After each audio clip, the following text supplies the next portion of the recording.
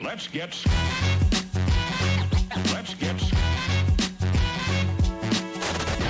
G'day everybody, welcome to Sketch Biz. For another episode, I am joined by the absolutely talented human, Joseph Karg. How are you doing? I'm great. I'm happy to be here. Yeah, thank you so much for joining me. I'm so happy you found me. We kind of stumbled across each other through Derek. I'm sure everybody's sort of seen that episode pop up here and there because that's kind of popped off a little bit. And then, yeah, you've just asked to come on. We're going to have a little draw and a chat and we get to know each other a little bit more because really we don't know each other that much because obviously we haven't been following each other. So everyone else can come along for the ride. That's great. Yeah, I'm so grateful for these types. I feel like these types of opportunities are starting to happen more easily. Like technology is making it easier for people to just like pop their phone and pop their, camera open or whatever it is that they're using, and then you could just be connected. And it's so nice to be able to meet other artists that way. Yeah, I think I said in the first episode that the main reason for doing this thing is because I did feel quite isolated being so, far away in a little Perth town in Australia. So, like you said, it's great. And, being able to do it face to face. And I remember trying to do YouTube a couple of episodes, probably a good pre-marriage. So what's that, 6 years, I think. And even then it was just impossible for me to, and like the editing softwares and stuff that you can get. Yeah. Insane. It's crazy. But it's incredible too. Like for a long time, I resisted doing something like this on my own, and I'm very inspired by artists like you because it's just like I thought that I needed to buy like a $5,000 camera and learn how to edit and learn how to do audio engineering and all of these things. But the way that the technology's come along and the comfort that everybody has just watching videos that are recorded more kind of like just off a phone or having like these like kind of cheap little microphones Yeah. seems to be lowering that bar in a way that just makes it easy to like set up and go. So Yeah. it's great. I think people are giving us a little bit more leniency if it equals more content for them, then I think they're a little bit happier and okay with us having a little bit of a amateurish editing Yeah, skills. it's true. I mean, I'm Hopefully. good at Yeah. editing in Photoshop, but not so much. Yeah, me Not too. so much. Yeah. Yeah. Okay, so Okay. we've got a drawing here. We're going with the theme Mermaids, which is going to be something a little bit different. I think a lot of people probably automatically think we're going to do an established character, but best thing about artwork is that you can experiment and go different routes. And you're saying that you recently did a few commissions for people and saying that you actually got a particular request for Moby Dick, and that worked out quite fun for you. So yeah, I'm going to go with sirens because I'm kind of working on my own graphic novel at the moment, and that is one of the sections that the character comes across is the infamous sirens, going something a little bit grungy. And what about yourself? What are you doing? What are we going to be I'm going to seeing? do a merman, and my goal for this is like kind of two parts. Like I want to push the foreshortening and the figure a little bit, Yeah, cool. and then focus on patterning. Really trying to get some kind of maybe Art Nouveau kind of inspired patterning on the scales Yeah, and the cool. tail. Yeah. Are you someone to get really heavy into the detail? Like, is that something that you really love doing? For the longest time, I worked I'm an animation person, so I worked as like a part of a team a lot of times, and I think one of the things that has been really challenging in my career has been defining what it is that I do or don't do when I'm working alone. And Yeah. so I think I am one of these artists that uh, I'm kind of a jack of all trades in some ways. Yeah. And so sorry, like I'm not sure how to answer that question. I can go detailed, and I am interested in that, but I'm also very interested in the ways in which a piece can be ambiguous and Yeah. painterly, and I'm very interested in lost edges and flow, and you know, kind of these painterly qualities to pieces. And so I'm not sure. I actually am not sure what this will end up being or what I want it to do. Going off your pieces that I've had a squeeze at on the socials, I think it's going to be incredible as usual. Um, so you said you worked in animation. I did my diploma in animation, never actually got a professional job in it. But is that something that you wanted to do most of your life, or is that where you started and naturally progressed over No, into the other stuff, or no? not at all. I think like most people, I like animation. You know, as a kid, I watched the same things that people. I'm 42, so you know, I watched like the X-Men animated series and Batman the animated series and these types of things, and I love Disney movies and stuff. But I really was a comic book freak. I loved comic books, and Yeah. when it was time to go to college, what I really wanted to do was draw comics. But at that time, I'm from Atlanta. There wasn't really a comic book program. Now there is. There's a school here called the Savannah College of Art and Design, which that school existed in Savannah, but that felt like a really far distance for me to go at that time in my life. Yeah. So I went to a program that no longer exists called the Art Institute of Atlanta, and they had an animation program.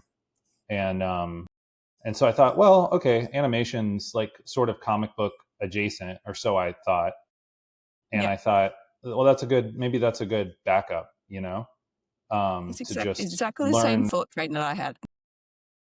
Yeah, but it's funny the way that that actually just isn't the way things work. Um, really, right? Like the what I've found to be true, or to be true for me anyway, in terms of art and making it as an artist, is that specificity, like really signaling to the industry that you're interested in being a part of, that you are interested in being a part of it, is a very, very important part of getting into it, right? Like Mm, people don't just stumble into comics. Most of the no. time, by the time somebody is catching a break at a big publisher, you know, they are somebody who's been kind of beating on that door or kind of sounding that alarm to the industry for a while, for years. Yeah. Yeah. And so, and I didn't, you know, it took me, it actually took me maybe too long to discover that, you know. Uh, but at the same time, those skills that I was developing outside of comics, I think are a part of what make me an interesting figure inside of comics now, Yeah. you know, Fully because people who transferable do to the manage voice to and get stuff. in, right? Like Yeah. they have in some ways like very specific sort of targeted skill sets where if you're eclectic, you can bring, you know, uh, the element of surprise, I think, a bit more to your work. Yeah, definitely. I love that word eclectic. I use that for quite a bit of stuff because I find out like even like taste in music and movies and stuff like that. I just really don't have like a one style that I'm so drawn to. I just like experimenting and seeing different things. And yeah, I definitely had this very, very similar trail of thought when I was doing my diploma and not being able to find somewhere. I wasn't ready to move away from the family and, you know, yeah. And then, so you said that you were teaching as well. That was animation? Yes? Yeah, well, yes. Yeah, I was teaching mostly in an animation program initially. I had like 6 years where I taught part time, just nights and weekends, Hmm. and that was in an animation program. And then I guess I had always been animation until I got to my current job, which is the first time they got hired to teach as like a part of an illustration and sequential art program. Yeah. And that's great. I think I always felt like a bit of an imposter in animation, um, because like something that I'll tell my students now when they ask, like it's very common that somebody's like, oh, how do you know if you're an animator or an illustrator? And I'll say, well, I think animators, their obsession, the thing that they can't stop thinking about is like how things move. Mm. And an illustrator is somebody who thinks about like how things are composed. It's like it's a very static obsession, you know? Yeah, that's a very good And way to put it. yeah, and I always like that was the part that I had a hard time with anytime that I was involved in animation or tried to do animation on my own, is that I just I didn't I didn't care enough about the math of it, you know? Yeah. Um I just wanted to make a really nice image once. The repetition of animation is also really, it's very brutal to me. Oh, yeah. It's, definitely taxing. Definitely taxing. Were you drawn to 3D more than 2D or vice No, although I versa? think that was a mistake on my part. Mm. Yeah. I think that the reasons that I was more interested in 2D than 3D when I was in school were because my teachers were more 2D people, and I like kind of worshipped them. I wanted to Yeah. be like them. And they even had kind of like a aversion to 3D. Um, and so I don't know. It almost felt like there was a stigma. There was like kind of a weird stigma around 3D. And Mm. but in my 30s, I found out that I had this thing called aphantasia. Do you know about this? No. So I can't make a picture in my mind. Yeah, I touched on that on a podcast. We did a recording with the guy who wrote Aaron, who wrote Maurice of the Metal. We were talking about how people think about things visually, or they think about it in numbers, or some people just cannot at all. That's crazy. Yep. So for that reason, like I usually, the way that I work best is like I have to gather reference, and I have Yeah, to really have a very solid plan going into a drawing, and I have to have a yeah, I have to build it a little bit, almost like as a collage, or have or practice it a few times. I'm yeah, getting to the place now where I've taught figure drawing a number of times in my life, and like there are certain things that I just know to be true about the figure, or I have preferences about how to construct the body, or like where certain muscle groups go or what shapes they are. Um, yeah, but in general, I mean, like, I don't know if you can tell, like, at the beginning of a drawing, I really bop around a lot. I just kind of like, I put a lot of marks down, and then I'll start to respond to those marks. And, you know, eventually I'll make more stylistic, like definitive choices about the things that I want to accomplish. Um, but it makes me, I think it does make me kind of a freak sometimes, because uh you know, going back to that word eclectic, I think that I'm like a rare type of illustrator that if you look at 10 of my pieces, you might feel to some degree like they were made by 10 different people, mm. you know. And I sometimes I think think that that that has about. hurt. Yeah. Yeah, I think like sorry to butt in, but I sometimes think that that's my stuff as well. I'm just so excited to experiment and try different things, and then I wonder if it's a good thing or a bad thing. And then I'm like, is it, what's the word I'm trying to think of? Consistency, stuff like that. Is that something that Yeah, worries you? Or you think it's like just fun to just keep experimenting and go with the flow? I don't know. I Yeah. think that None of us do. in a way I can't worry too much about it, because I don't think it's going anywhere. You know, one thing that I like Mm, about being a little bit older is that I'm just kind of the way, like there are certain things that have remained true about the way that I draw, or the way that I think or build, the way I think about color, or the way that I think about mark making or whatever. And so for better or worse, this is just sort of who I am and how I am. yeah. Yeah. It's a good way to think about it. But I will say that I think that it's a very unfortunate trait for a young artist, Yeah. um, because you know what you're trying to do very early in your career is convince people that you are like trustworthy. You know, in a way, like, Yeah. you know, people only have so much money and so many resources, and they're trying to hire the right person. And um, you know, if they look at your work and they see a few pieces they like and a few pieces they don't, that's going to be troubling for them. They're going to be like, well, who am I going to get? What version of you am I going to get here? Gotcha. And Yeah. I think I didn't really understand that very well early in my career. I would get really frustrated that people weren't, taking a chance on me or investing in me in the ways that I wanted them to. And Yeah. now I kind of look back and I think, oh, I guess I get it. It's that is hard. You know.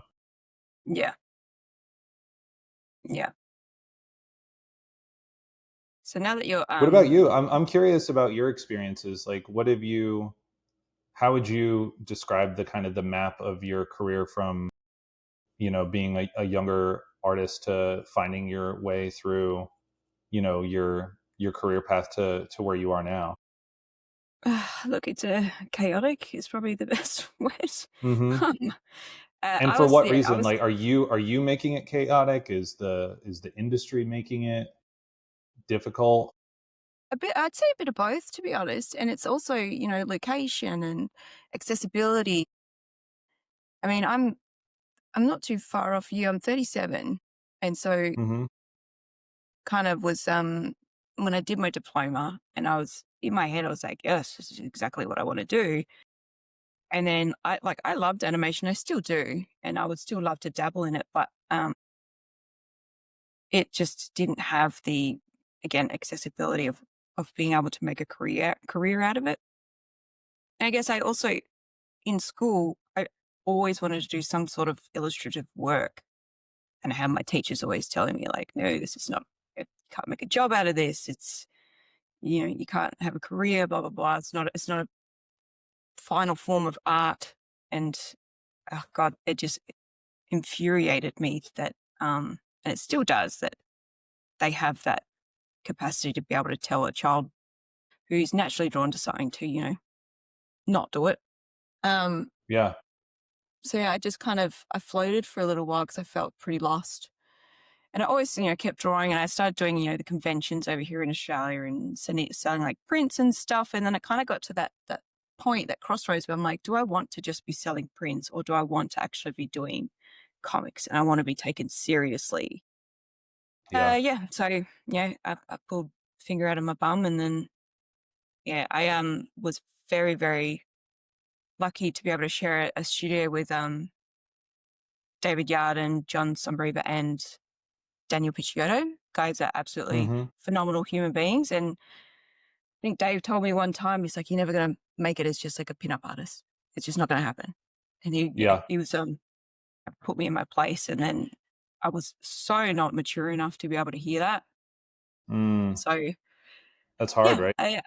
yeah, it stuck with me, and it still does. So kudos to him for telling me, because I did need to hear it. I just wasn't mature enough to be able to work on what I needed to work on. And yeah, then obviously becoming a mum, and that throwing things in a spanner in the works, and having to find my place again. But I feel like everything's settling down now, which is good. And working more on sequentials and stuff, because I was kind of going down that rabbit hole of trying to get some more covers and stuff like that. But I just want to be able to work on something a bit more professionally in the sequential world. Yeah. That's Yeah. also what I want. When I started working on the Marvel Snap game, it kind of felt like it came out of nowhere, and it was Mm, coming it was coming from this place where for a few years I had I had been kind of knocking on that door. I'd started doing some conventions. I was working with my friend Chris, who's a really talented illustrator also. hmm. And we were kind of packaging ourselves as like a kind of a penciler inker, and then we were both coloring and trying to figure out like who does what and where can we fit. And we wanted to just really give a go at like the most, like the big two. Yeah. And so we did some of these conventions, and a handful of people told us, okay, like here's our advice. You want to produce samples like this. You want to talk to this person. You need to find the talent recruiter at Marvel. His name's this. Like here's. And people really did. They seemed to believe enough in us to at least give us like the contacts that we Yeah. needed. And so there was maybe 2 years or so that we were producing samples, and we did get in touch. Like, we did get in touch with the Marvel talent person, and they did give us a tryout, and we really felt like we were on the path. And Yeah.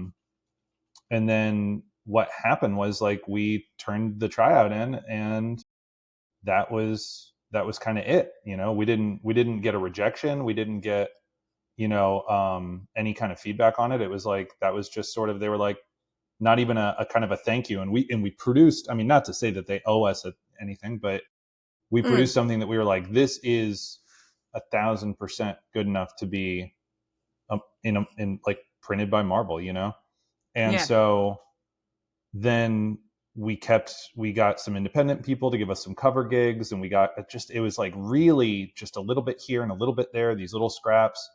And then eventually that Marvel Snap job happened, and we did like something like 45 or 50 pieces for that game.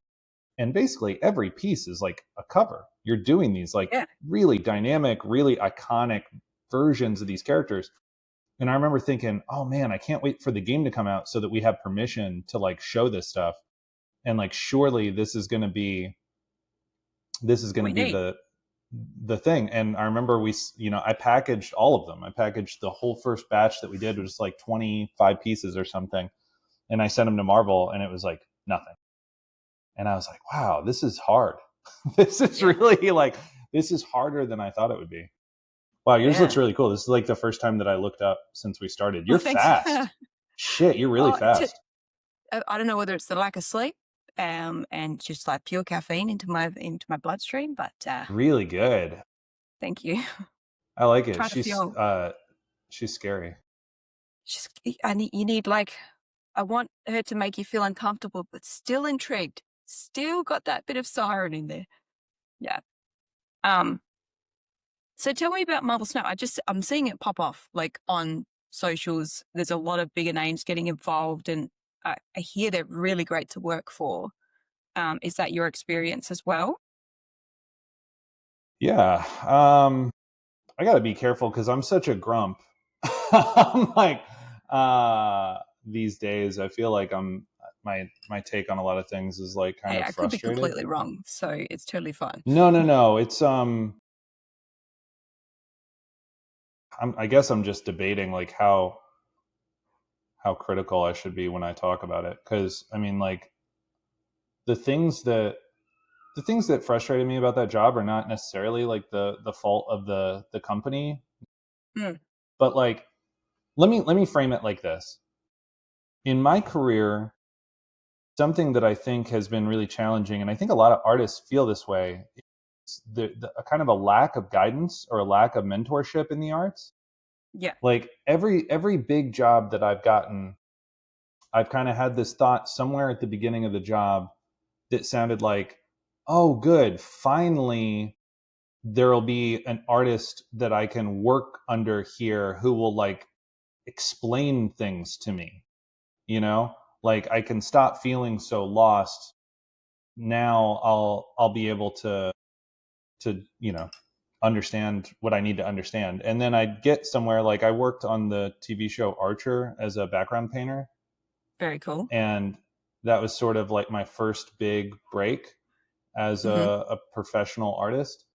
And I worked there for maybe like 2 years at that studio, and there was not a single day that I went to work that I thought I was like being coached by anybody. It felt like everyone who was my supervisor also didn't know what was going on or what to do or how to do it. As And much as you want creative freedom, you still need like, am I giving you what you want? Because yeah, that can be so frustrating.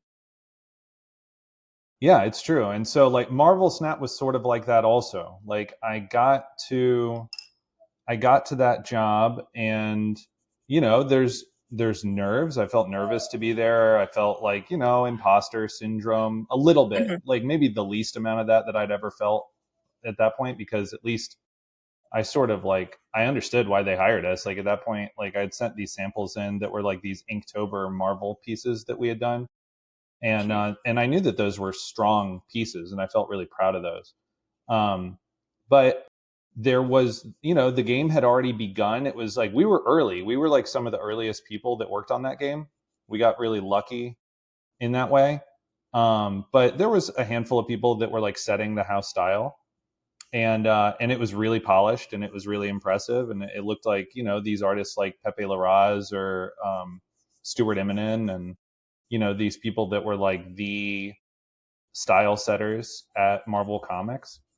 And so for the first batch of stuff that we did, we just did black and white. And the way that they were controlling the style of that game was that they had like one colorist who was coloring a lot of different freelancers' work, and that's what set the style. And so we didn't have to worry about it. We just had to worry about black and white, and I think we felt like really confident in that space.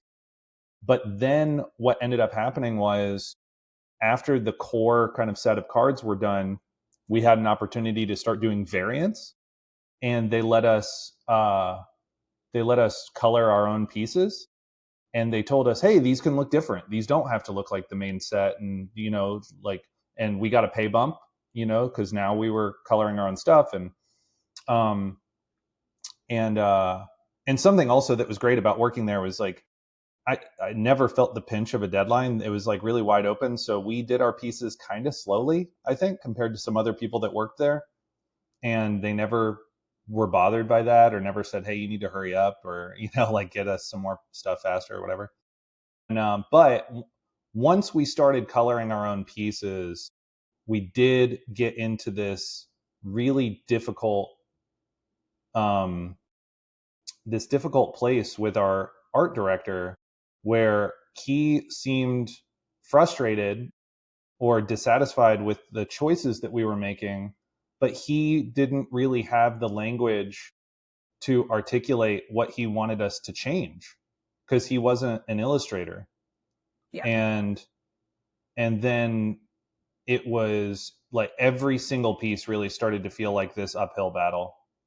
Okay. And it made us feel really insecure. And because we thought that the colors we were doing were pretty cool.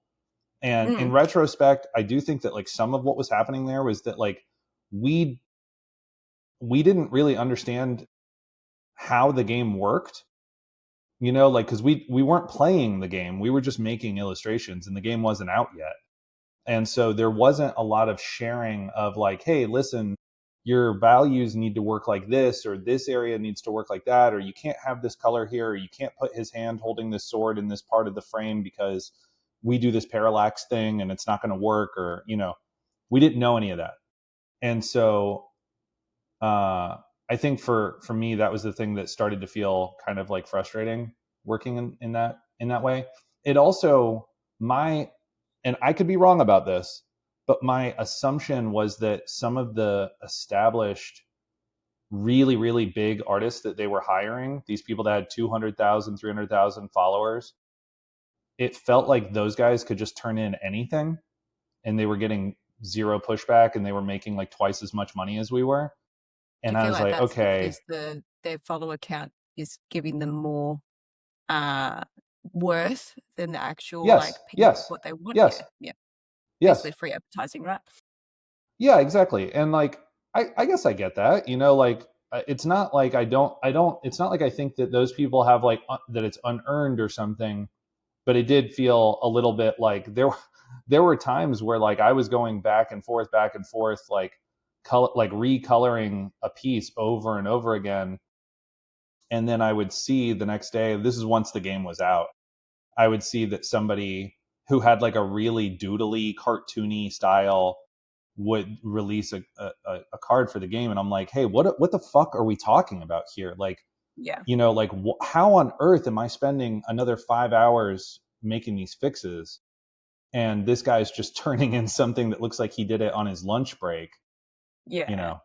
So I think that, but again, like, I think that these are the types of experiences that a lot of illustrators have, Mm. and that lead them to the places where it sounds like you are, and it sounds like I am, which is like, all right, thanks a lot for all these opportunities, but I think I would like to spend the rest of my time making whatever I want, however I want, without Yeah, your permission and without trying to please you and without trying to, whatever, like because you realize you're gonna be spending the same amount of time one way or another, and I'd rather spend that time making something that I own, that I did my way, and I didn't that's have it. to ask anybody if it was okay to do it that way. Yeah, yeah. Going back to that point that you made of people just submitting whatever, it's frustrating because I need to submit something. If I'm ever going to submit something, it needs to be the best quality that I can obviously perform at. I don't know whether people are like just okay with doing that. I'm not saying that anybody's a bad artist or anything like that, but you can tell when someone just doesn't care, right? You can Sure. tell because you've seen some Yeah. of the stuff that they're really passionate about and really want to get involved with. And yes, sometimes it's very hard to do a commission piece that you just don't have the heart for. And you can always tell with mine when I'm just like, that's not right, Lauren, start again. But yeah, I don't know. It's to me that's just it's a grind my gear kind of thing. Yeah, it's hard. It's funny. One thing that I noticed after the game came out were like some of these accounts. I was really curious with some of these huge guys. Like I'm like, oh, I wonder, I wonder what they will say when they post about making these pieces, or like Yeah, I wonder what they think of this experience or whatever. And some of the huge ones, guys that did like 20, 30, 40 pieces for the game, yeah, they didn't even post it. Like yeah. it was so inconsequential to them that it wasn't even worth mentioning. Yeah, And I yeah, thought that was really fascinating too. yeah. Just, do you think like these bigger ones are like I know there's some others quite big ones that still run their own socials, but do you reckon people do like the PR thing and get someone to run it for them? Um, Gosh, I would, yeah. I mean, probably, right? yeah, I know I would probably like get to it's the a point pretty you're like, thankless job to stay God, yeah, online and communicate with everybody, especially the people who are like maybe like not that into what you're doing. yeah, Um, but yeah, I'm not sure. yeah, that's yeah, Yeah, I'm trying interesting. to think. I mean, obviously, somebody like Mike Mignola or whatever, like I can't imagine that he's Yeah, posting anything. yeah. You can tell Um, when someone like the bigger ones when it's like either their wife or what. yeah, exactly. They're giving somebody in their family the opportunity to like make an extra couple bucks. Yeah, and go, yeah, why Do you not? know the thing about how Tom Hanks, his brother, like anytime you hear Woody's voice from Toy Story, It's and in all it's the not games the and stuff. all the games, any advertising, any commercial, anything that's not the movie is Yeah, is Tom Hanks' brother. I think that's kind of great. yeah, I love that. Now you're going to be inking yours today as well. Yeah, I think so. Well, I think I'd better. This is like it's a drawing that I think is okay. It's like kind of interesting, but I'm like from a graphite standpoint, I'm like, all right, either I need to like start like really rendering this or noodling this, yeah, or this whole piece has to become much more graphic. yeah, And I think that it makes sense to ink it. I think when it comes to like my insecurities as an artist, a hmm. lot like I have far fewer insecurities with ink than I do with pencil. Is that where you feel at home? Yeah, I think it comes from this place where like my one of my teachers when I was in undergrad, we would go do like figure drawing all the time together, Hmm. and he would just draw straight with the brush, Good. If only I had the and gumption. he would use really crude tools and things to like just commit, because he knew that it was like the whole point of going to a figure drawing session is like just it's like going to the gym, right? Yeah, and and so that was sort of his approach to it, and I think that it forced him to just care a lot less about what was going on. And so I did the same thing, but it just makes you a lot more confident with those tools Yeah. And that's because you just know what they're going to do, and you get to this place where the marks just kind of flow in a really natural way. do you stick to like a certain set of tools that you use consistently, or are you happy to explore with different I explore brushes? less and less, I would say. Yeah. It's almost like my students are always trying to like sell me on The hottest new trend. something other than Photoshop. Yeah. They go, "Oh, you got to use this. It's cheaper. It's this. It can do this thing or that thing." And I'm like, and for a while I thought, "Oh, maybe they're right. Maybe I'm kind of like too stuck in my ways or whatever." And I'm like, "No, I just it's Don't what fix what's not. I kind of have that almost it's like that Steve Jobs approach to his outfits Mm. where like I don't want any amount of my bandwidth to be concerned with what program I'm using. I just want to be able to sit down and go and It's like draw all and make the something." millions of brushes that you can download. I use Clip Studio. I find that works best for me. It does have a little bit of animation stuff in there as well.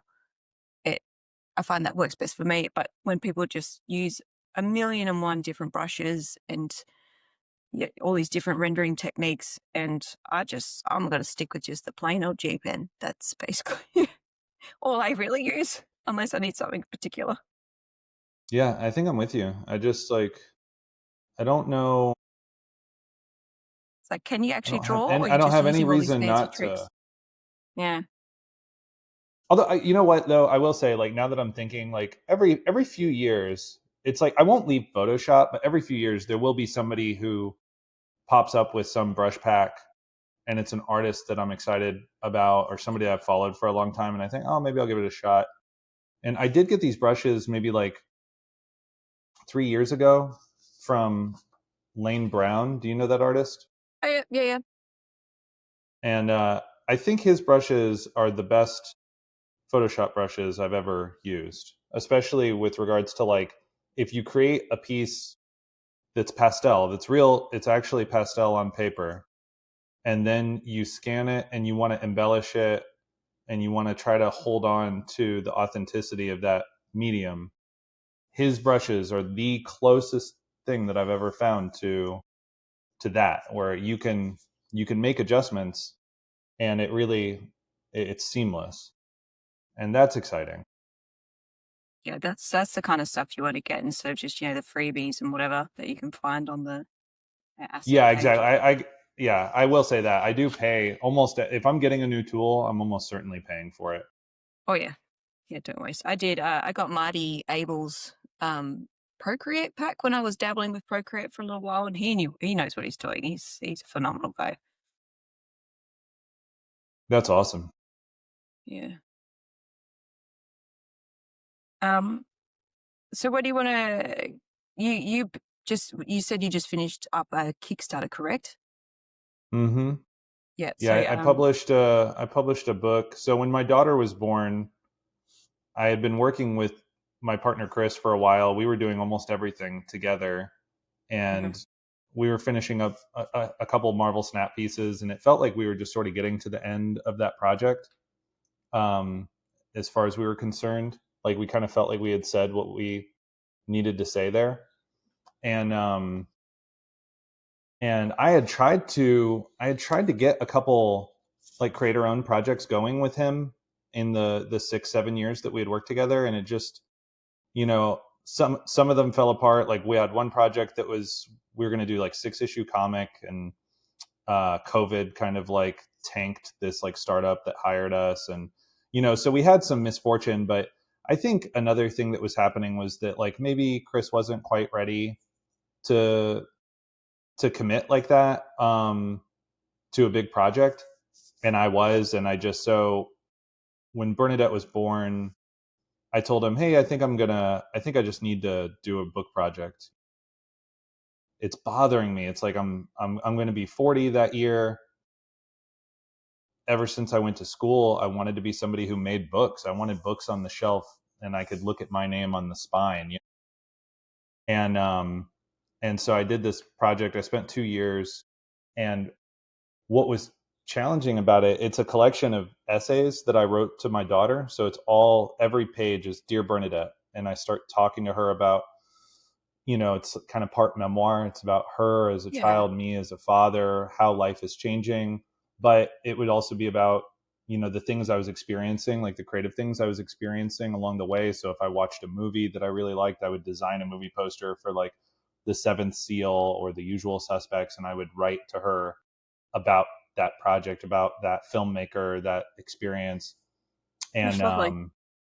it was, yeah, it was awesome. And so it took me like 2 years, and I finished it earlier this year, and I did a Kickstarter for it. It's like a 140-page book, and it was great.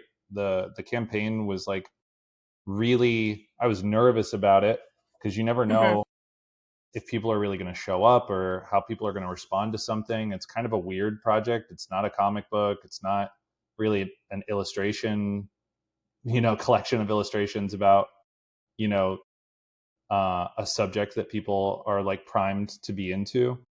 Yeah. And I really felt like my community like showed up for me. And so That's awesome. I, yeah, it was awesome. And so yeah, I finished it and printed it in May, and then I debuted it at Heroes Con here in the States, in North Hmm. Carolina, which is a show that has always like meant a lot to me.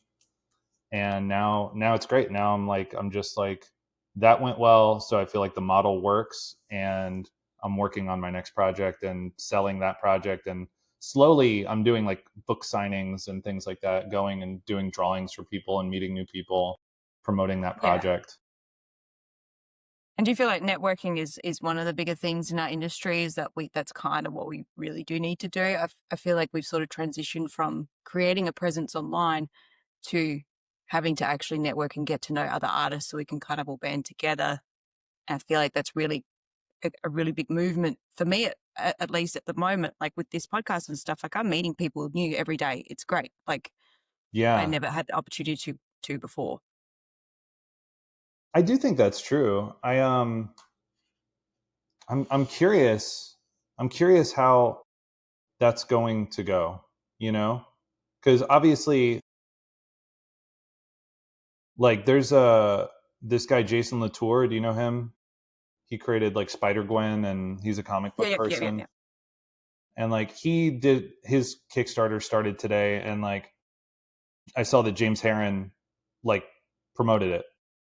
And Hmm. I thought, okay, that That's gonna happen. probably really moves the needle. A lot of people respect James. And Hmm. obviously Jason has his own following and stuff, so it's not to say that he on his own isn't enough to like put a project out and have a successful book. But like, when I was doing mine, a lot of I reached out to artists to help me promote it, and they did, and it didn't seem to do Yeah, it didn't seem to be like this really big thing that happened, sure. Yeah. it was really marginal, or nothing. And I was like, oh, okay. So, okay, I've done something good enough that people who are good are willing to promote it or like endorse it, but also it needs to be something more than that, I think, in order to, I don't know. Or maybe there's something about the first time versus the second time versus the third time. Like, I don't know. I feel like I'm like rambling. I think you're right. No, I no, think it's artists and like art, almost like like we branding. need to band together and work together. I'm just Yeah. not entirely sure what that looks like or how that turns into security. It's definitely evolving at the moment. And I feel like it's resonating with a lot of the people that do follow us and are trying to figure out this industry, whether they're starting off at the beginning or not. And they're coming to a lot of the artists online, and if they're putting up videos and showing their personality and how they want to help other people as well, that sort of builds a lot of momentum for your success. I feel as well. Yeah, it's tricky. I will say, like, I mean, what at the time of recording this, I released the podcast, 2 weeks ago, and I feel like it's semi exploded a little bit, and that was Yeah. not particularly my intention. Yes, it's great, but I just wanted to create some place for people to connect and, see we all kind of just deal with this stuff as well, whether we're at the beginning of the career or at the end, or Yeah. making progress. Yeah, I feel like this industry is just going to continue to evolve consistently. Yeah. Never know what's going to happen. So your piece, I haven't even had a look yet. Ah, cool. Yeah, I know. I feel like we're doing a good job of talking. I can't believe how well I'm able to continue to draw. It's Yeah, hard a little it's bit. oh yeah, it like to sometimes you kind of start zoning out and you're like, what, pull yourself back in. It's a multitasking for sure. So now that you've done that project and obviously have you sent everything out yet? Has production started or are you sort of wrapping that up and moving to something All the else? books are shipped. So I've Yeah, shipped cool. every book, which is great. Um, and now I'm satisfying the commissions. The commissions have started a little bit more slowly than I was hoping they would. And I don't know if that's, you know, maybe it's a little bit intimidation on my part, because I want to do, I want to do this great job. And I don't know if you feel this way. I imagine most artists Mhm. do. This feeling of like, um, especially for something like a Kickstarter, is like, I'm like, okay, people like they're helping me. They're like, Yeah, they're they're supporting you. really showing up and saying, okay, yeah, I support you. And so I feel this really strong sense of like, I want to give them something that's way better than what they thought they were going to get. Like for anybody who's just like, oh, I know Joe and he's great and I like this project. That's really cool. It's such a sweet thing to do for your daughter or whatever. Like I get the feeling like a lot of people gave money thinking, um, that they were just doing me a solid sort of. And like, so like Yeah. when I'm working on a commission for them, I really do have this thought in my mind where I'm like, I want them to freak out when they get this. I want I love them that. to not understand how talented I am. You know what I mean? Because there is a little bit of, I feel like I can't, no matter how well I do in my career or what opportunities I get, I do constantly feel this sort of underdog quality and I get and that. I this really get need to that. prove myself. You know, Yeah. Yeah. you I feel that really also? struggle. Yeah, I really struggle at saying I'm where like I'm further along than I actually am. Like I feel like I'm not there yet. Like I really feel like I'm not nowhere near where I need to be, and I'm not as successful as some people probably think. Whoa, that's for sure. It's like just I don't know. I just can't tell myself that I've done enough yet, and all right, is that a good thing? It gives me more juice to keep going. Yeah, I don't like doubt my skills or anything like that. I just look at my portfolio and I'm like, I should have some more more bigger stuff in there, but it doesn't mean I'm not creating, right? Right. It's just I don't know whether it's drilled into us that it needs to be some kind of well-known IP, and then you've now finally made it. It's all good. I've done I Spider Man, know. you know, Isn't it sick? mm, and I'll I mean, still try and do it. it's like the industry that these companies designed. They want you Yeah, to feel like if you get to I'm draw Batman a or something, VIP that club. they're doing you this favor. Yeah, yeah, and like I'm trying to get my head out of that mind frame of just being like, you're still creating stuff, you still got a following, you still, Yeah. don't know. Yeah, it's internal struggle, that one. Yeah, it's hard. So what's your pen of choice when doing inking or pens? I I've always used, this is another, let me see. I've always used these Pitt pens, Faber Castell. I don't mind them. They're pretty Um, good. I, oh, I think they're great. I mean, again, it's like these are sort of like my Photoshop. Like I'm like, I guess I could get something else, but I don't know why I would. And then when I do like ink work, like with white ink, I'll just use like a toothbrush and Yeah, splatter same. with that. And um, something that I've been dabbling in is kind of building up things a bit more with graphite first, Yeah, and trying to explore my piece a little bit more that way. But I think with this one, I'm just gonna kick it back and try to do a bit more of like a full ink rendering. yeah. Do you get this is my problem is I'm really scared. No, I'm not going to say scared. I get a bit nervous when it comes to doing like large spots of black. Really? Um, it stems back to my school teacher, my art teacher, just saying like black's not a color. Don't use so much black, and so it was just drilled into me not to use it. So trying to get my head wrapping around the fact that it's actually a very good thing to put it into the page is yeah, it's a struggle for me. Yeah, I think not sure what I think about that. um, like I've done a lot of pieces that have a lot of black in them. I didn't really design this one to be too much like that. Although now that you're saying that, it's like emboldening me to like, I'm like, oh, maybe I should just drop some like heavier blacks on this. Like, who cares? Like, it's not like it's Yeah, not for anybody. I need that who cares Um, attitude. I'm like that with like splatter and stuff, but when it comes to yeah, I'm blacks, definitely like that with splattering stuff. I mean, splattering just always looks good, I think. yeah, Unless you, I think you can overdo it and you don't want yeah, it to feel definitely. like a crutch. What are you inking with?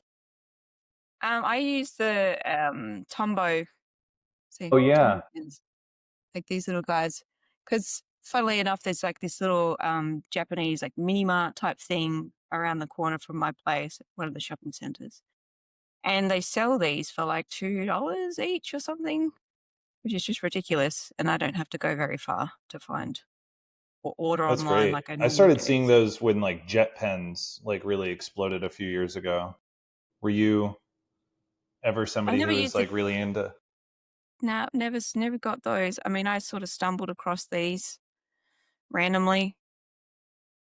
Didn't actually realize that they were like super popular within the industry, but come to find that a lot of people use it. And I typically like a very like stiff brush. I need it to be quite firm because I'm so heavy handed. But yeah, like you said, don't fix what's not broken. And I've got a dip pen that I want to try, but I'm left handed, so I I'm think gonna that's something that I'm done with. yeah.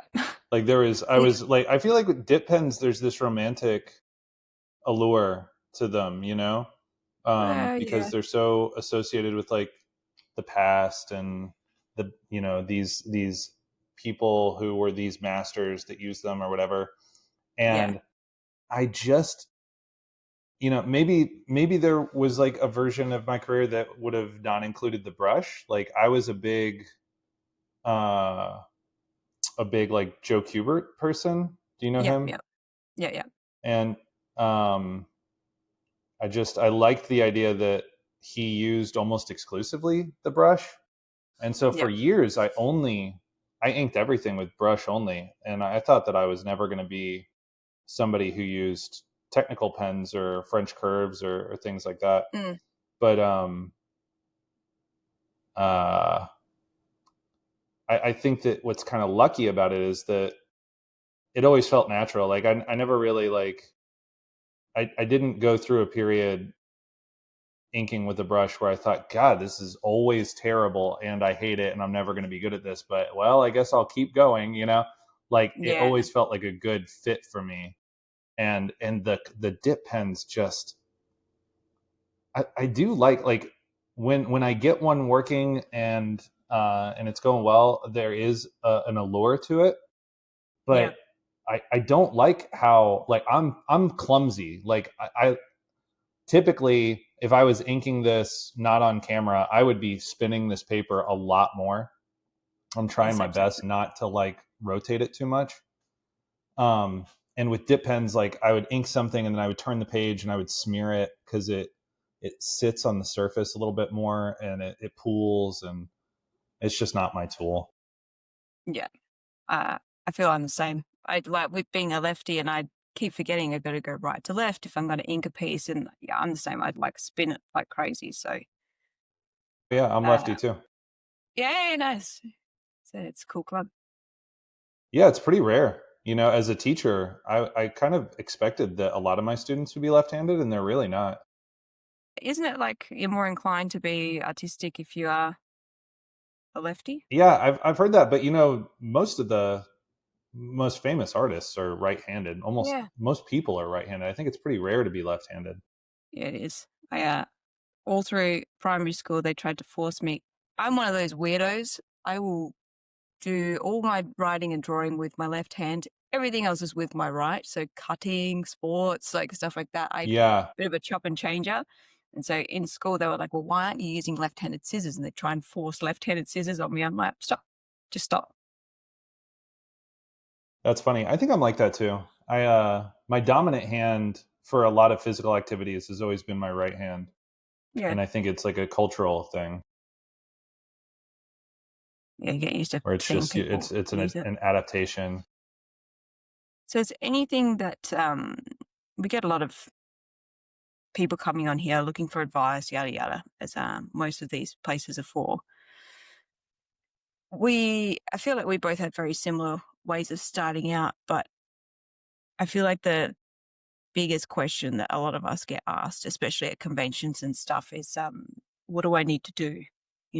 Just a very generic, broad term. Is there like a go-to piece of advice that you give people when if you ever get asked that kind of thing at conventions or similar? Um, I don't know that I have like a stock thing that I say. Mm. Something I used to do stand up, and Wow. something that I heard people say in that space a lot in terms of advice was like, if you don't feel if you don't feel like you have to be on stage telling these jokes and living this life and getting, if you're not getting this high from being here doing this, if it's not something that keeps you up at night, then you should do something else. Yeah, It's not absolutely. for everybody, and it's not like, I don't say that to say like, oh, it should be this like exclusive club, and I'm not trying to like scare anybody off of being an artist, but I think that the reason that I'm still doing it, and that I've been able to do the things that I've done, is because I'm a, I'm obsessed with it. Yeah, Like, it's an yeah, obsession. It's all I want to talk about. It's all I think about.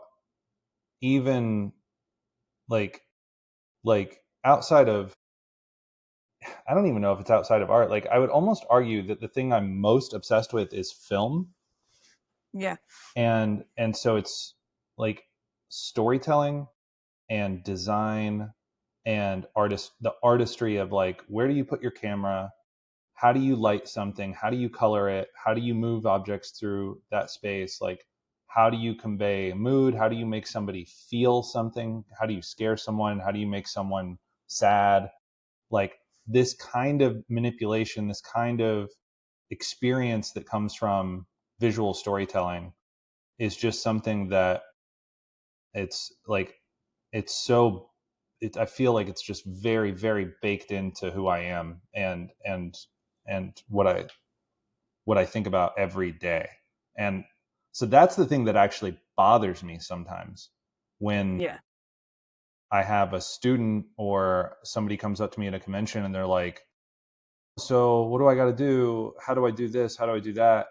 And I'll start to talk to them, and I'll ask them questions to kind of see how it is they're thinking about, like, what is their approach, or like what's their relationship with drawing, or what's their Mm. relationship with writing or with designing or whatever.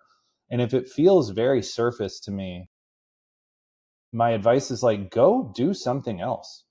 This is It sounds this like is you for like you. Yeah, like it sounds like you like reading comics. You like playing video games. You like watching movies. Like I've been making these kind of like analytical videos on TikTok and posting it on Instagram lately, Hmm. where I'm just trying to explain how to like how to evaluate something, like how to qualify something, how to respond to art. Yeah. And uh and that's like something that I hadn't ever thought to articulate before, is like when I watch something or when I read a comic, I am reading it from the perspective of someone who makes things.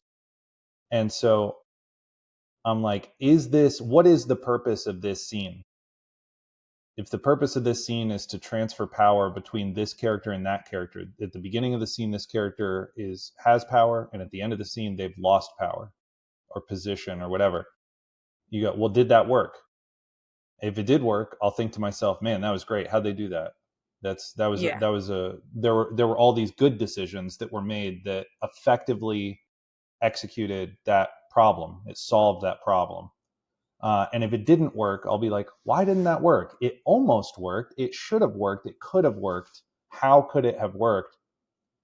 Um, and so like that's how I respond to art. So like every now and again, I'll watch a movie or read a comic, and I'll think it wasn't that good, and then somebody will try to accuse me that I'm just somebody who's not fun, Yeah. or that I don't know how to have a good time, or that I don't know Right. how to just turn my brain off and appreciate something for just being silly or just being easy or something. Yeah. And I I don't maybe that It's the is opposite. true. You've got your brain on. Your brain's on But because you're that's, I mean, being. it is that like but I think that's fun. Like something that I think Yeah. people don't understand is that when I watched, like I had this big terrible experience watching this Fantastic Four movie, and I really enjoyed I really enjoyed watching it, even though I didn't think it was very good, because it's fun to analyze it. It's fun to ask the question, why didn't that work? I feel I'm Sorry, I similar. just didn't draw for too long. I I messed know up. you're right. Your viewers are going to be upset. I highly doubt that. You touch on some good points, and I watched a couple of your videos that you did post to Instagram, and being like, not everyone's going to have the same view as you, and you need to be okay with that. Like, don't get so butthurt over it, you know? Yeah. In fact, it can be an exciting thing, you know? Mm, You shouldn't want everybody to just share your thoughts. God, how boring would Like that be? part of what's exciting about liking these different things that we like and experiencing these things is that we're different people. Yeah. Yeah. Yeah, some of And my also opportunity to you tell me. collaborate and expand, and if especially if it's something of your own sort of project and you're seeing a few like negative feedback come through, take that as an opportunity to be like, okay, well, tell me why you think it is like that, because I Right. want to make sure that it does get better. I don't want to just be like, well, no, you're wrong, shut up, you know? Yeah, for sure. I'm writing this script right now that I'm gonna work on it with my partner Chris, that I did a lot of the Snap stuff with. Hmm. And I sent him the script yesterday, and I was pretty happy with it before I'd sent it over. And it's got some ambiguity, and it's got some mystery to it, and I'm aware that not every question is answered by the end of it. And my Hmm. hope is that the questions that I've left are satisfying. It's like, okay, it's not a bad thing to finish a story and still be thinking about it and wondering, you know I wonder why I wonder what that meant, or I wonder what this meant, right? And Yeah. like I think that there's limits to this. Like I was not setting out to write a David Lynch type of script. I'm not trying to I don't want befuddlement and confusion to be the like primary driver.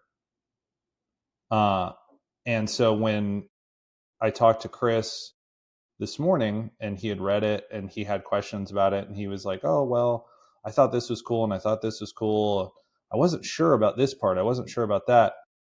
Like I was I was sitting there kind of thinking like, ooh, okay. Is that okay?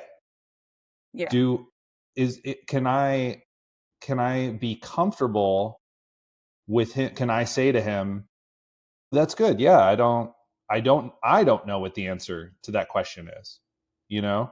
But I think it's okay if neither of us knows.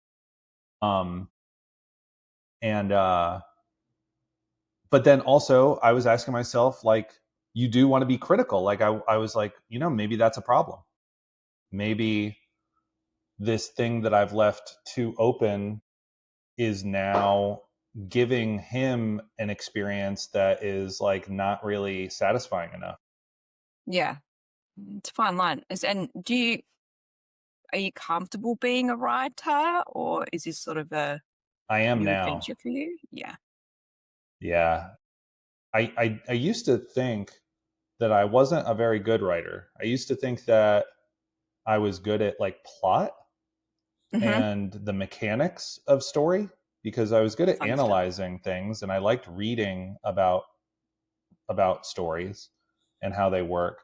But when I would sit down to script things, maybe like 10 years ago, 15 years ago, that time period, I didn't think that they were very good. I just didn't think my Yeah. scripts were like that interesting, or they often felt like derivative. And and what writing my book helped me realize was that those things felt that way because they were that way. Like when Mm. I would sit down to write something when I was younger, I would be like, well, what do I like to read?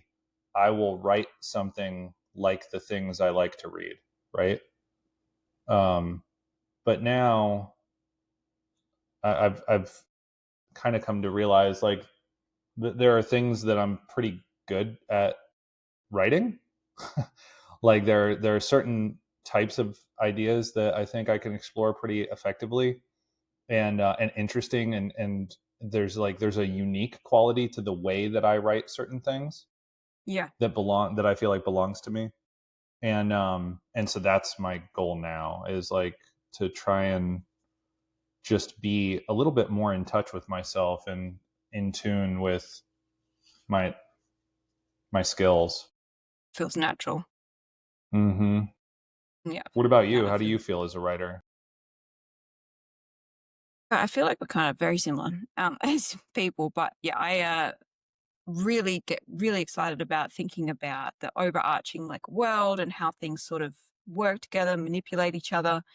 It's like, oh, something like this could happen, but then it gets to the point where I actually have to write it, and I get a little bit self conscious about how I like to pace things or something like that, and I've never done it, so this is going to be a huge learning curve for me. But I'm one of those people that's just like, yes, I've got an opportunity to learn.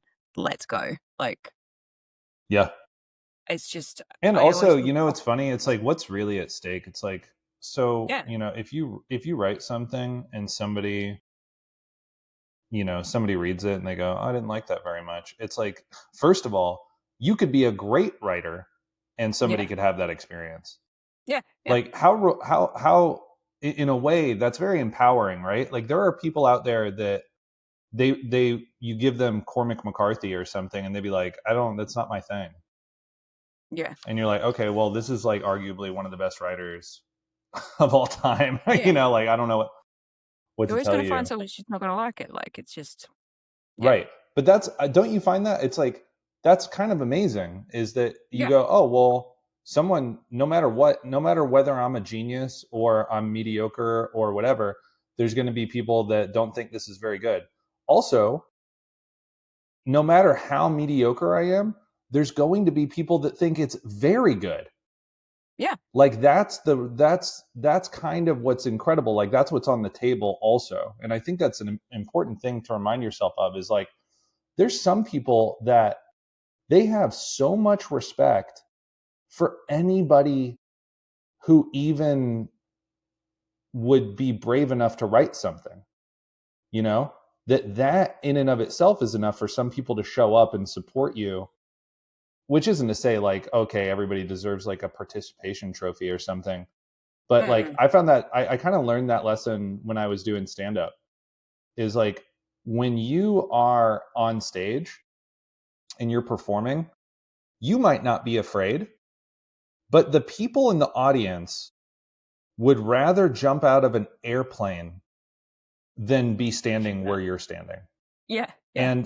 And when you understand that, when you understand that just by being on that stage and talking to them, that you are doing something that these people feel like they could never do in a million years, there is something extremely empowering about that feeling, Definitely. you know? Definitely.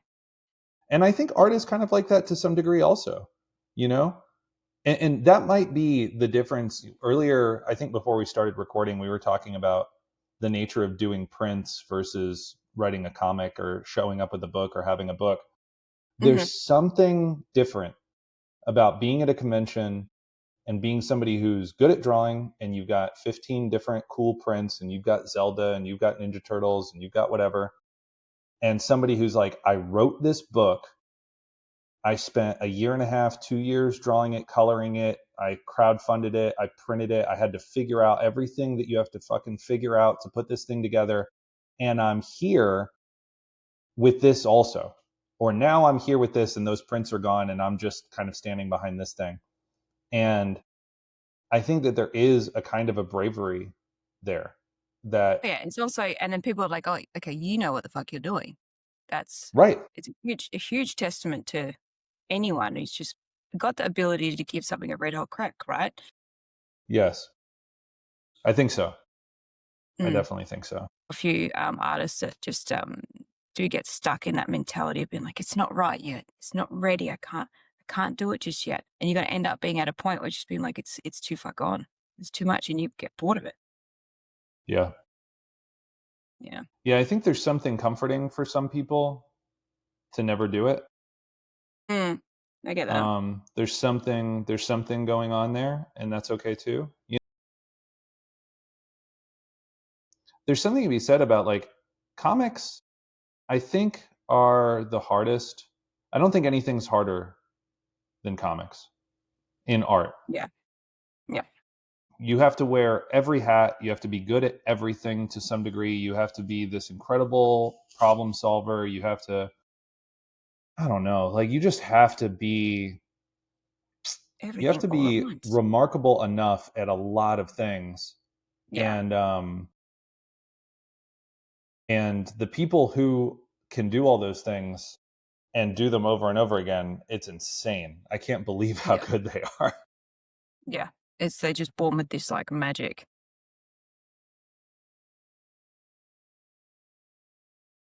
Sure, I kind of want Yeah. to let my drawing dry a little bit, and then I think I'm going to do like a white pass, and then Yeah. maybe Nice. maybe be done with it. Yeah. It's Cool. funny. I did not set out to do a drawing like this, and I think that the time frame kind of pushed it here. And there's a couple things that I definitely want to fix and go in and noodle on to make them a little bit more polished and Yeah. give it a little bit more splash. But like, That I that's it's stunning. funny. Like that It ink reminds wash. me of like a Derek. I feel like I inadvertently did something that like Derek would do. Yeah. No, that's stunning. And then just leaving the hair like that's, oh, something I feel like I have to draw everything all the time and be okay with not drawing something all the time, using that negative space.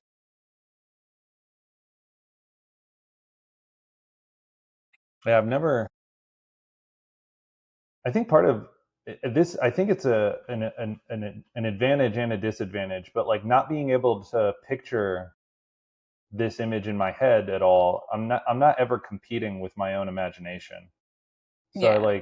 I really have no idea what it's going to look That's like at such the a good point. beginning, and like every stage of the process it just kind of changes and I'm responding to it.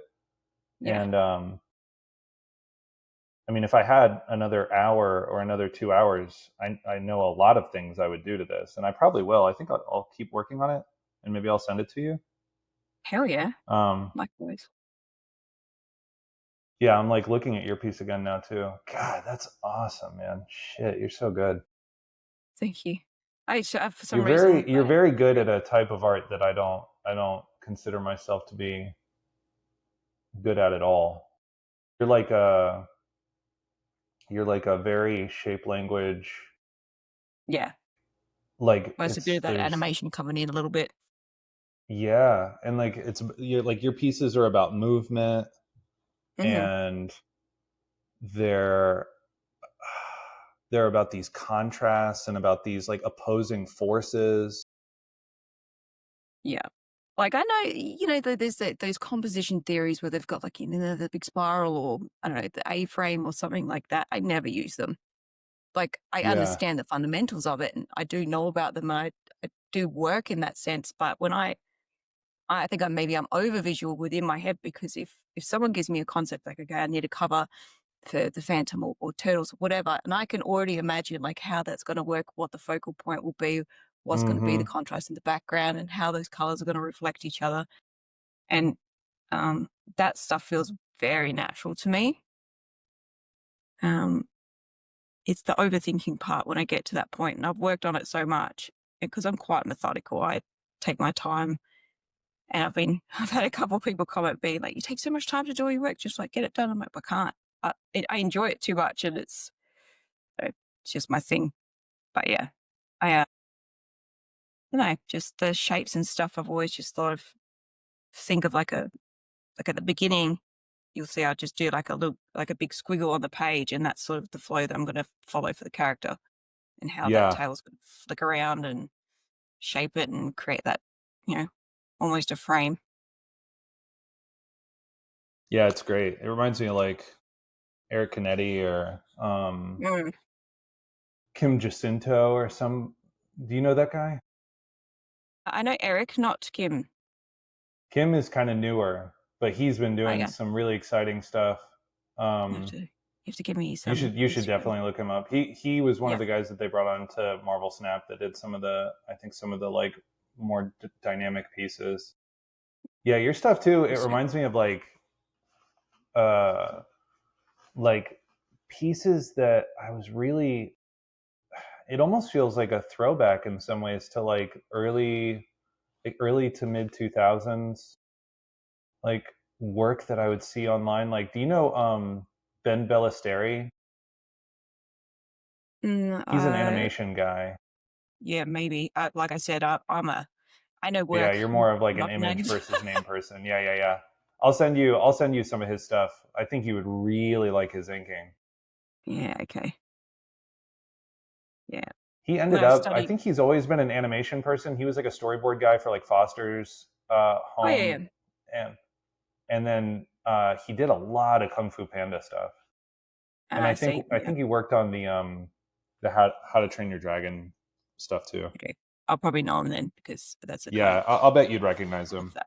I froth that stuff. And I have so many, like, animation art books, like, all the background stuff and concept work, like, I love that stuff. I'm trying to figure out what the hell I've chosen to do here. Oh, yeah, that'll do. Yes, this is gonna be one of the scenes in my graphic novel, working with the classic, the sirens, the sphinx, that kind of thing, and then I wanna make them a little bit different, but still paying homage to that classic design. Do you think that this image that you're working on will be an image that you use, or is this just a developmental This will just be piece? development. I haven't really started too much on. I mean, I've done the Sphinx. I'm quite happy with that, and I kind of went with like this kabuki mask esque look, but Greek. I don't know. Just want it to be so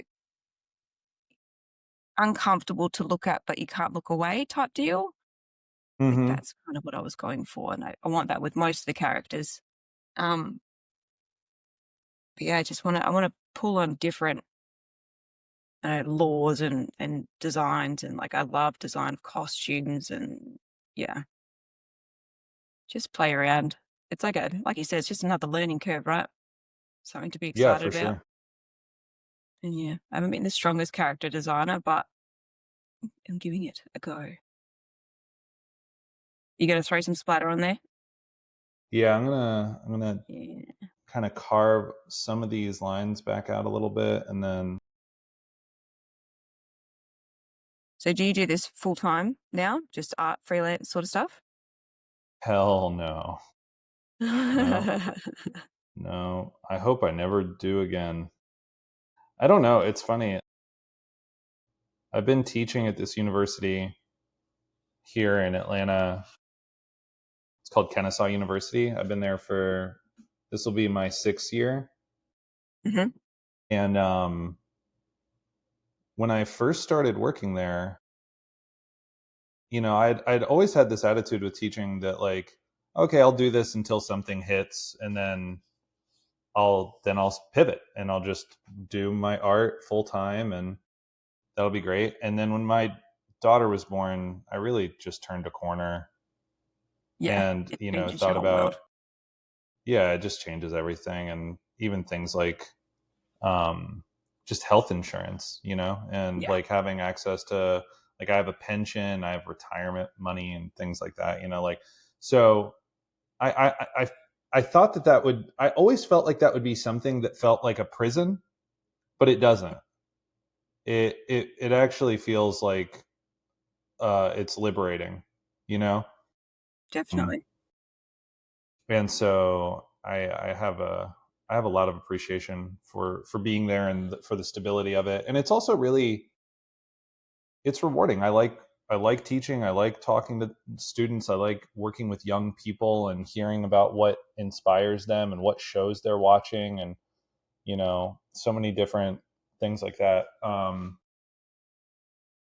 It's great, and I wouldn't have that if I wasn't teaching. Yeah, yeah, But also, I mean, more than anything, it's just the freedom. It's the freedom to decide I'm going to work on my own book, and that's what I'm up to. Have you ever taught? yeah, yeah. I did. There was like a art school which is unfortunately closed now.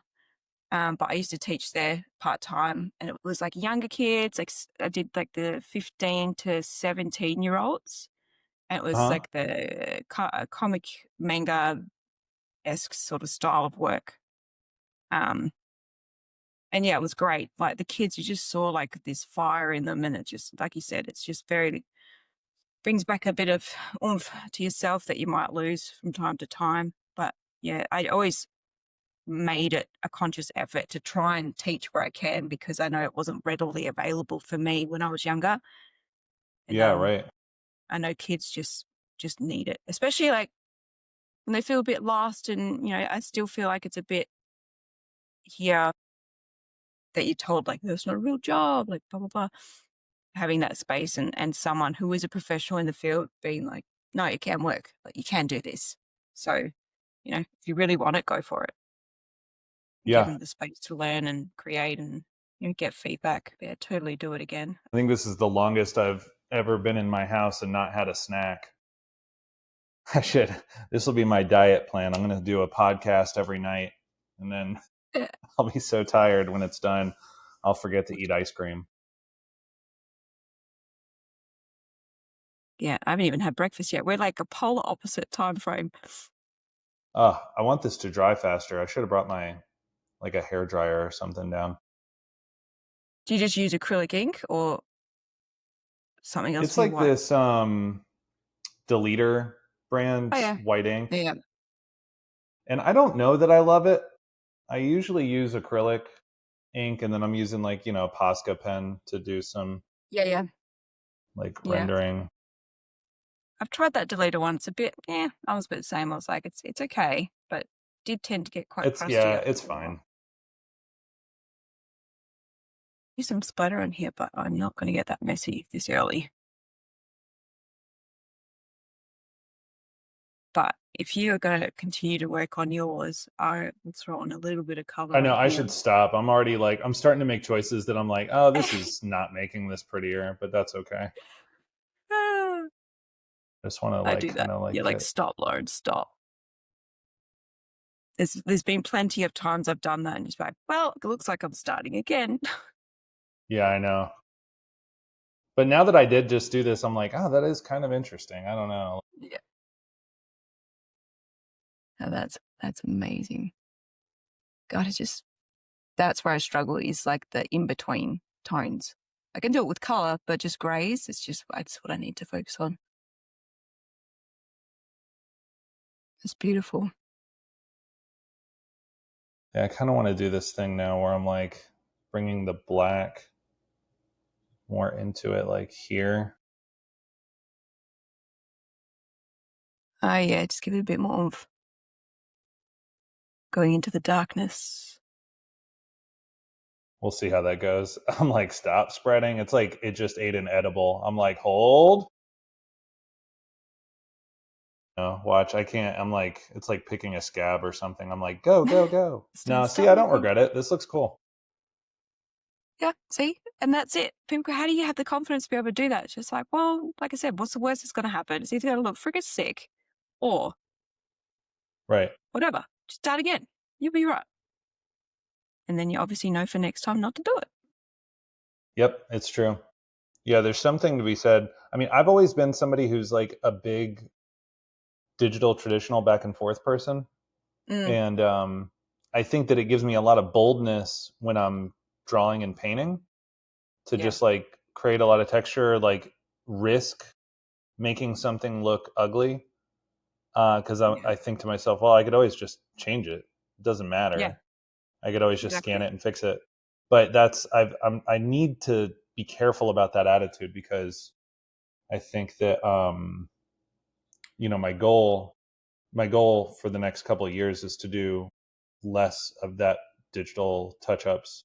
I just want Yeah, to have these original pieces that are really beautiful on their own. And if you see the original, you're basically looking at, you know, with the exception of maybe a little bit of color correction, the yeah. final piece.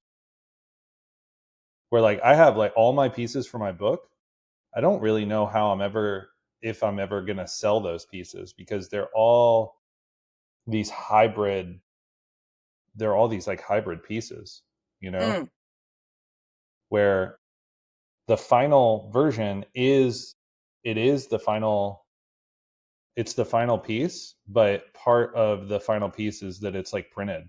There's part of yeah, it that I worked up digitally, printed, and then continued to like embellish. And and I know that there's some collectors who they don't want that, you know. no, they want the They wanted half of it. to the whole thing to have been done on that paper. And you can't expect that from someone who's trying to meet a deadline, right? Just like, Yeah, or even just somebody who's a true like experimenter, you know, like yeah, I think, you know, somebody who seems to get away with that is like Bill Sienkiewicz. Do you know who yeah, that is? yeah, yeah, And like um but also Bill is like I feel like he's one of the only people who's allowed to produce like some really like arguably ugly things, like or maybe ugly is too hard. Like it's not fair to call it ugly. Like experimental. nothing that he does is ugly, but like there are No, definitely pieces that he's making in the last like 10 years that are not the thing that like people expect from him or want from him. And you yeah, can tell like he's just like doing whatever he wants, however he wants. yeah, good on him. And I admire it, but I'm like, man, must be nice to be you. It's good to Yeah, be Bill Sienkiewicz some days. okay. Okay, I I think feel I'm like done this too. went some interesting places. I was feeling a little bit insecure about this for a minute. I reckon that white bladder on the, yeah, that's awesome. My wife's gonna kill me when she sees the counter. I'm like, I gotta clean this up real quick. I think if anybody looks at white, like I am awful at cleaning. Like it's all just still covered in white from like previous. Oh my God, can I turn this? Yeah. Still all covered with white. I just go to town and I'm wearing I've actually got some art pants now that I just for when I Well, do that's the good. They splatter just stuff. get like splatters on them. Yeah. Doesn't come off. Man, you know, I feel like I'm so grateful that you invited me to do this so quickly because I feel like I needed to kind of like pull the band-aid off of like just getting into like a bit more of a commission mindset Mm, and yeah. like trusting that if you just sit down and you work for an hour, hour and a half, like you're gonna make something that's like that works, like you'll push Yeah. against it and push against it until it kind of like starts to like speak to you and do things. Yeah. Yeah. No, I'm glad that I gave you a little bit of the mojo to get cracking on that because I know how hard it is to get out of that mind frame. Yeah, it's great. It's great. I like the more I look at this piece, the more I like it. Like I kind of hate what's happening here. Like I like texturally, like I'm glad to kind of know how to do that. Mm, Like mm, the discovery of like how those materials are mixing. But I think what I'll mm. probably do when it dries is come back and just like get like a fat like a chisel brush and Yeah. like come back in with the white, reestablish a little bit like where the hair is and where the black is, and make Yeah. it a little bit less ambiguous. And then I don't know. I think at that point, like this piece like starts Takes to you feel like it's working. that tail, like just sort of like a galaxy aura. I love it. That's great. Hmm. I really like that. That's amazing. So I couldn't really like because initially I thought I was going to go through the tail and create this like really ornate pattern, which also in retrospect I'm like, when did I think I was going to have time to do that? Mm, You know, like that's hey. a very time consuming Yeah. decision. Yeah. And it's crazy when you see like people create these giant masterpieces on these podcasts. And no, it's not. I'm surprised I actually managed to finish what I did. That's insane. Yours is Couldn't believe it. insane. Yours is incredible. Incredible. Thank you. I love it. Thank you. Thank you so much. And yeah, I'm gonna probably try out some pencil coloring on this one. I absolutely loved having you hanging out and getting to know each other, picking your brain. I feel like we're sort of very similar in terms of how we think Yeah. and how we grew up and, animation to whatever trajectory stuff. So it's nice. That was really good to know that someone sort of thinks on the same path as me and probably likewise Yeah. for you as well. Yeah.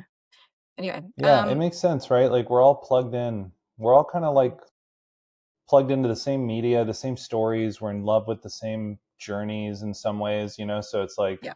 some of us going one way or, kind of finding these groups in one place or another definitely makes sense. Do you know Yeah. something you should consider doing? I Mm. would do this if I were you. Think about art trades. Like whatever Yeah. piece you make with somebody on the podcast, like you could collect so much original art that way. Hell yeah. Well, you're more than welcome to have this one because Do you want I'll to do a obviously trade? yeah, let's do it. Let's start. Okay, trade number 1, it's starting right now. So, I'm pretty sure I'm sending Man, my other one to Derek as well, so are you? Oh, that's great. yeah, Okay, cool. yeah. And he's gonna throw it into one of his books he's got coming out. He wants to put it in the back, so I was gonna send him the original Oh, anyway. that's great. Finish it. Yeah. I love that. Okay, cool. Well, Yeah. we'll chat afterwards and exchange information, and I'll do some finishes on this, and then that'd be awesome. And I'll send you a book. Oh, yeah, cool, thank you, and I'll send you whatever Yeah, I've got lying around here. I have a couple of bits and bobs, so working on a fun. book as well, so maybe, in time. Cool. But yeah, anyway, thank you. I really, really appreciate you coming on. And you know what? You're always an open door policy here. So definitely come back and hang out when and if you ever want Thanks. the chance.